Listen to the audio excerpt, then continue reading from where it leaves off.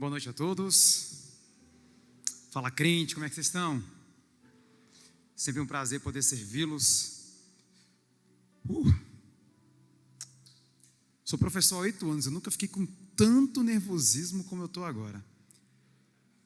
Cheguei ali para a Tânia e comentei com ela que, rapaz, o negócio hoje está diferente. Eu já comentei com muita gente aqui, eu tenho gastrite, meu estômago está assim, ó, com trilhões de borboletas. Acho que, meu Pai do céu, me abençoe. Queridos, que culto de domingo, hein? Que culto maravilhoso. Deus foi muito generoso conosco. Deus nos proporcionou dentro do tempo podermos refletir sobre sua glória, podemos refletir sobre aquilo que é base da nossa fé, a ressurreição do seu Filho. Só que segunda-feira chegou, e como é comum e como é de praxe, nós passamos a viver a nossa vida comum, passamos a vivermos os nossos dias, as nossas rotinas, e é fácil a gente se esquecer daquilo que é importante. E por causa disso, eu orei muito a Deus durante muito tempo sobre uma das palavras que para mim é uma das mais belas de toda a Bíblia. E eu queria poder ter a oportunidade de expô-la um dia, e esse dia chegou. Queria que vocês abrissem comigo em Colossenses, capítulo de número 1.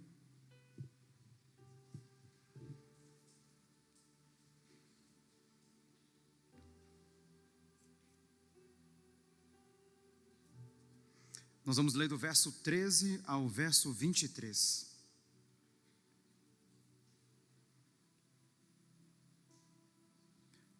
Após lembrarmos da ressurreição, é muito fácil que o nosso coração vague pela rotina do dia a dia e esqueça facilmente o que ela impacta e o que ela produz em nós. E por isso, é importante que nós venhamos sempre a entregar o nosso coração àquele que de fato é rei sobre tudo. E esse texto é um dos textos mais belos, um dos textos mais maravilhosos que existe na palavra, assim como todos os outros. A partir do verso 13. Pois ele nos resgatou do domínio das trevas e nos transportou para o reino de seu Filho amado, em quem temos a redenção, a saber, o perdão dos pecados. Ele é a imagem do Deus invisível, o primogênito sobre toda a criação, pois nele foram criadas todas as coisas, nos céus e na terra, as visíveis e as invisíveis, sejam tronos, soberanias, poderes ou autoridades. Todas as coisas foram criadas por ele e para ele. Ele é antes de todas as coisas e nele tudo subsiste. Ele é a cabeça do corpo que é a igreja, é o princípio e o primogênito dentre os mortos, para que em tudo tenha a supremacia, pois foi do agrado de Deus que nele habitasse toda a plenitude e por meio dele reconciliasse consigo todas as coisas, tanto as que estão na terra quanto as que estão nos céus, estabelecendo a paz pelo seu sangue derramado na cruz. Antes, vocês estavam separados de Deus, e na mente de vocês eram inimigos por causa do mal, procedimento de vocês, Mas agora, ele os reconciliou pelo corpo físico de Cristo, mediante a morte, para apresentá-los diante deles, santos, inculpáveis e livres de qualquer acusação, desde que continuem alicerçados e firmes na fé, sem se afastarem da esperança do Evangelho que vocês ouviram e que tem sido proclamada a todos os que estão debaixo do céu. Esse é o Evangelho do qual eu, Paulo, me tornei ministro. Vamos orar mais uma vez? Pai, ao considerarmos essas suas palavras, que o Senhor, por favor, nos guie como guiou o apóstolo e como guiou a comunidade de Colosso que recebeu essa carta. Em nome de Cristo, com muito temor, reverência e tremor, oramos. Amém. O que te falta para que você tenha uma vida mais satisfeita? Alguns podem dizer que a falta hoje é o dinheiro. Isso facilitaria ou talvez resolveria a maioria dos seus problemas, dos nossos problemas. Conseguiria ter maior tranquilidade quanto às contas de casa, não atrasaríamos água, energia, aluguel, condomínio, aqueles que têm. Nós conseguiríamos realizar viagens, comprar o carro do ano ou pelo menos trocar aquele carro que a gente quer por um carro um pouco mais atual. A gente conseguiria comprar talvez até mesmo a nossa casa ou pelo menos comprar os móveis ou mesmo atualizar aqueles que já estão um pouquinho mais desgastados, não é mesmo? A gente teria acesso a restaurantes, ou pelo menos a gente conseguiria mudar um pouco da nossa alimentação. A gente geralmente quando sai para comer é sempre uma pizza, um hambúrguer, uma jantinha, ou a cada 6 meses a gente dá uma passada lá no fogo do galpão, né? Para dar aquela aproveitada. Outros podem dizer que a falta que faz para uma vida mais feliz é de uma oportunidade. E essa oportunidade pode ser no seu emprego, no mercado de trabalho, pode ser até mesmo na sua família ou aqui mesmo na igreja. Quando acontecer, aí vai ser algo completamente novo. Vai ser algo que assim, finalmente as pessoas irão ver o meu potencial. Afinal, foi guardado durante tanto tempo e eu poderei desfrutar. Eu só preciso de só uma oportunidade. E há quem diga ainda que o que falta é a pessoa certa. Que quando ela aparecer, tudo será muito melhor. Ajudará a ser uma pessoa mais completa, muito melhor do que eu sou atualmente. Diz que será mais gentil, amorosa, dedicada, focada, estarei mais ligada com Deus. Realizarei os trabalhos, terei um filho, uma filha muito melhor para minha mãe. E aí sim, quando eu finalmente alcançar essa pessoa, tudo será mais maravilhoso. Contudo, hoje nós veremos que todas essas coisas perdem o seu valor diante da suficiência de Cristo. Que por mais que elas sejam desejáveis e quando bem usadas sejam boas, elas nada valem diante do Cordeiro de Deus. Elas não têm praticamente valor nenhum diante daquele que é santo, daquele que é único e daquele que é vívido. Só que antes de eu apresentar esse texto, eu preciso antes apresentar a carta. Afinal de contas, nós estamos no capítulo de número 1 do livro de Colossenses. E, bom, o que levou Paulo a escrever essa carta? A igreja de Colosso, ela surge não pela pregação direta de Paulo, mas ela surge como uma pregação indireta. Paulo pregava em Éfeso e uma daquelas pessoas que estava ouvindo o evangelho foi tomada por esse poder e levou essa mesma palavra a uma pequena cidade chamada Colosso. O apóstolo dos gentios tinha um amor imenso por essa igreja e também uma preocupação muito grande com a saúde espiritual dos crentes em Colosso. E não à toa, isso o motivou a escrever essa carta. Paulo aqui sabe que os cristãos em Colosso estavam em um erro de desejar espíritos intermediários como equivalentes ao poder de Deus. Ou seja, eles acreditavam que para você alcançar a Deus, você teria que consultar alguns espíritos, como os próprios anjos. Eles tinham uma espécie de mistura entre o gnosticismo, e logo mais falaremos sobre isso, e a religião cristã. E por esse erro, Paulo via um mal se instalando de maneira muito clara dentro da igreja. Falsos ensinos. Essa filosofia, o gnosticismo do primeiro século, era uma filosofia religiosa que acreditava em algumas coisas, como por exemplo o dualismo, o bem e o mal, como poderes iguais. Muito possivelmente vocês já viram aquela imagem de Jesus e o diabo disputando uma queda de braço. Aquilo é praticamente impossível. O próprio Deus, com apenas uma palavra, dizimaria tudo o que existe. Como poderia, de fato, o diabo ter poder equivalente ao Senhor Jesus, aquele que possui tudo? Um outro erro que eles também possuíam era acreditar nesses seres mediadores e que a redenção era somente mediante um conhecimento secreto. Para que uma pessoa fosse tornada nova criatura, só poderia ser nova criatura mediante esse poder secreto que eles tinham. E por causa desse perigo, a carta de Colossenses é uma reação muito vigorosa de Paulo diante da notícia desse estranho ensino. E não à toa, nós devemos sempre nos preocuparmos. Nós devemos sempre ter isso aqui, como Elton muito bem pontuou. Devemos ter essa prática na nossa vida constante. A palavra não deve ser apenas algo que eu deixo na minha casa para o enfeite. Ela antes deve ser esse manual, a qual eu, dia após dia, vou praticar. E quanto mais eu pratico, mais eu conheço. E quanto mais eu conheço, mais eu me aproximo de Cristo e mais eu me afasto dos falsos mestres. Sabe, queridos, a igreja do primeiro século, ela passava por grandes dificuldades. Primeiramente com esses falsos ensinos, que mostravam tirar até mesmo a divindade de Cristo. Mostravam que Cristo, na maioria das vezes, não era alguém maravilhoso, divino, filho de Deus, não. Era apenas um cara legal, com bons ensinos. E nós vamos ver que ao decorrer do texto, isso nos será apresentado. Os 2 primeiros versos que nós lemos, o verso 13 e o verso 14, é quase que uma lembrança de Paulo do que Deus fez com o povo de Israel.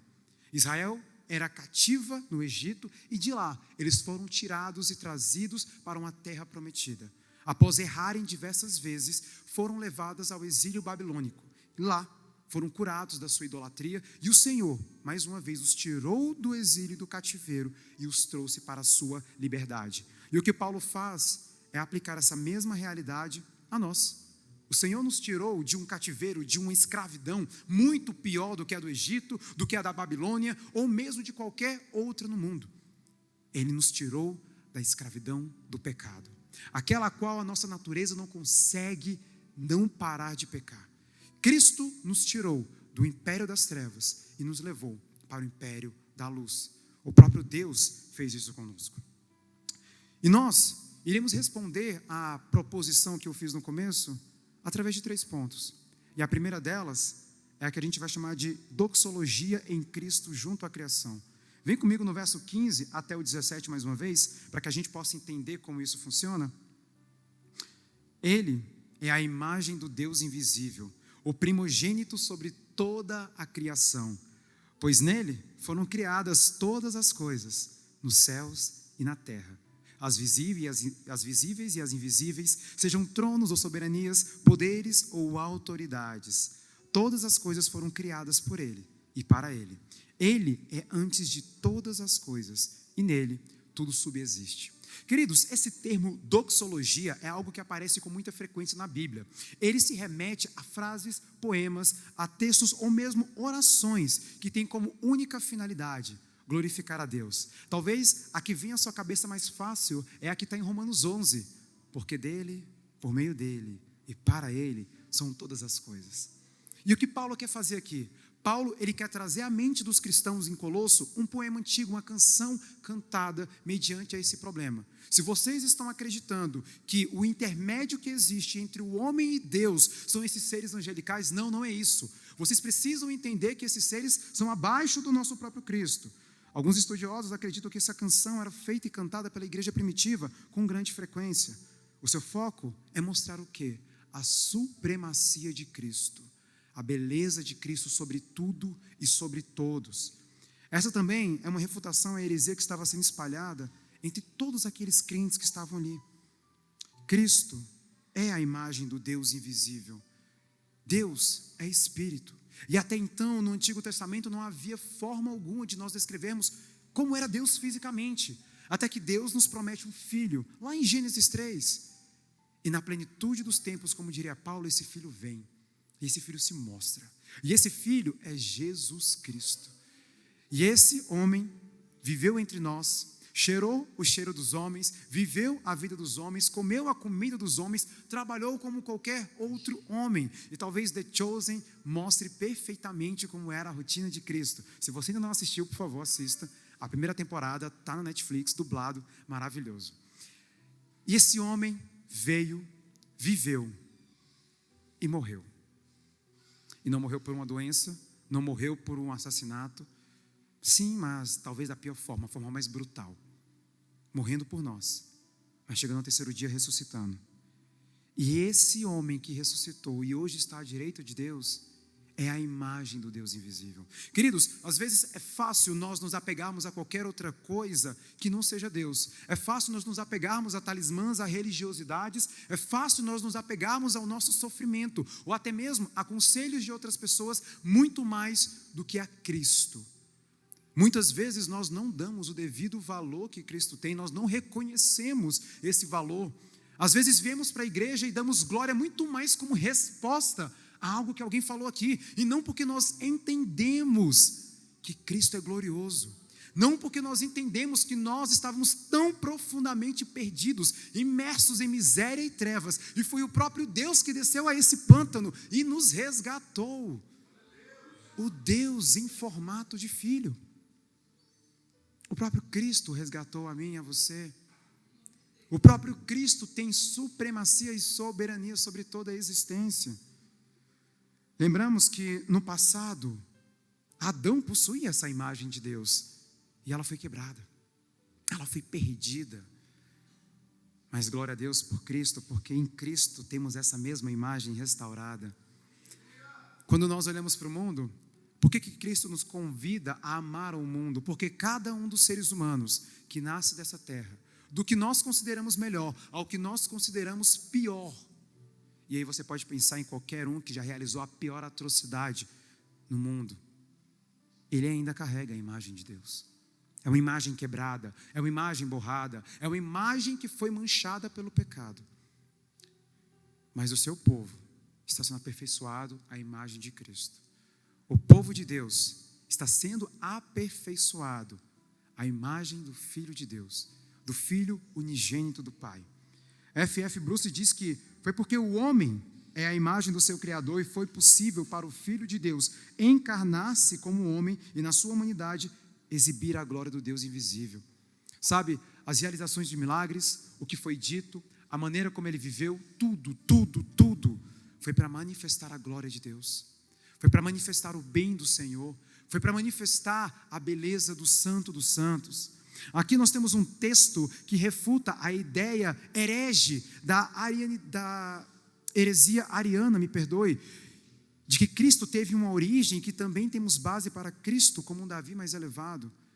A ideia ariana, e aquilo que a gente comentou aqui na última escola dominical, era uma ideia que acreditava que Deus, ele era Deus e que Jesus não era Deus. Jesus foi uma espécie de criação do próprio Deus, que ele teve uma origem como os anjos e que existiu. E essa teoria em si, ela tira completamente a divindade do nosso Senhor, uma vez que ela busca entender que, mais uma vez, Jesus é apenas um ser humano. Jesus foi apenas um mestre da moral. Jesus foi apenas mais um que caminhou nessa terra e falou bem. Um outro aspecto dessa heresia é que Cristo seria o primeiro de uma raça superior. Talvez isso te lembre um certo movimento ideológico, político, partidarista do século passado, que dizimou 6 milhões de judeus, porque acreditavam que existia uma raça superior, uma raça ariana. Falaremos disso um pouco mais à frente. O autor de Hebreus concorda com a carta de Paulo quando diz que Cristo é a expressão exata do ser de Deus em Hebreus 1:3. Não à toa, as tempestades e os ventos o obedeciam.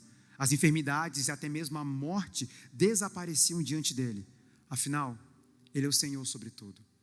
Quando nós falamos que Deus é Senhor sobre tudo, será que você verdadeiramente acredita nisso? Será que você verdadeiramente no seu coração, lá no íntimo, não tem um pingo sequer de incredulidade diante da mão de Deus? A gente vê isso muito mais nos nossos momentos difíceis do que nos nossos momentos de alegria. Na última vez que eu estive aqui, eu falei que é muito fácil, diante de momentos ruins, nós nos convertermos ao mal. Diante de situações ruins, nós propriamente sucumbirmos e até mesmo pecarmos contra Deus. Lembra de Jó? Jó não blasfemou contra o Senhor, mas por causa do seu sofrimento, ele acabou falando coisas que ele não deveria falar. Queridos, o Senhor é soberano sobre tudo. Ele é soberano sobre coisas que você nem sequer sabia. Ele é soberano sobre pessoas que na sua família precisam de uma conversão real e você tem orado por 20, 25, 30 anos. O Senhor, ele é soberano sobre até mesmo os seus sentimentos que muitas vezes estão desolados, destruídos. O Senhor é soberano sobre as propostas que aparecem à sua volta. O Senhor é soberano sobre a saúde dos seus filhos e das suas filhas, sobre o medo e até mesmo pavor que você tem de enviar muitas vezes ele para a escola. Nós temos presenciado situações tão assombrosas nos últimos meses. O Senhor é soberano sobre tudo. E a soberania dele deve ser o motivo do teu descanso. O Senhor continua sendo soberano. Ele continua sentado no alto e sublime trono, observando cada aspecto da existência, cada aspecto da realidade. Ele controlou tudo que estava à sua volta. Por quê? Nós temos dúvidas sobre o que ele pode fazer sobre nossas vidas. Cristo é tanto o agente da criação quanto também o alvo do louvor porque ela existe. Nós sabemos que todas as vezes que o sol nasce pela manhã, ele brilha sobre nós e nos traz calor, nos traz alegria, nos traz felicidade. Nosso humor é mudado por causa do sol que nasce. E às vezes também a nossa alegria é trazida pela chuva que desce. Temos alimento, temos tempos frescos, tempos de calor. Nós temos a natureza glorificando a Cristo. Nós temos cada ser, cada animal reconhecendo a beleza magnífica desse Senhor. E é isso que Paulo também está falando. Essa afirmação, ela contrapõe essa ideia que os colossenses tinham de estar cultuando outros seres. Queridos, entendam, só existe um mediador entre o homem e Deus, e esse é Cristo. A imagem daquela cruz mostra isso. Religião significa religar. Cristo veio fazer o que nenhum outro podia fazer. Cristo é a comprovação clara de que próprio Deus desceu à terra, se humilhou, se esvaiu de sua glória, se humilhou se colocando como homem, para resgatar a cada um de nós, para trazer um relacionamento verdadeiro entre o homem e Deus. Sabe, é maravilhoso, nós temos irmãs que oram pelas pessoas, aquela irmã que quando ela ora, parece que o inferno regride, o céu desce, é maravilhoso. Mas queridos, entenda, Cristo morreu para que eu e você tivéssemos uma comunhão plena com Ele. Não é de hoje que essa igreja prega sobre intimidade com Cristo, não é de hoje que nós falamos sobre leitura bíblica, sobre oração, sobre uma vida de devoção, mas é importante que você entenda, Cristo é o único caminho, e esse caminho está aberto para você, como aquelas portas estão para qualquer um que queira entrar. O valor disso é maior do que qualquer outra coisa. Nossos corações precisam ser quebrantados nisso, nessa verdade profunda. O objetivo da criação é a redenção que o próprio Cristo efetua. E aqui eu menciono um texto que Samuel ama, Romanos 8, do 19 ao 22. A criação, ela anseia por essa revelação. Cristo, no tempo certo, voltará. A nossa Páscoa é quase que uma pré-estreia de uma nova criação. Não é somente eu e você que seremos renovados, não. Tudo será novo. Cristo existe antes de tudo aquilo que foi criado.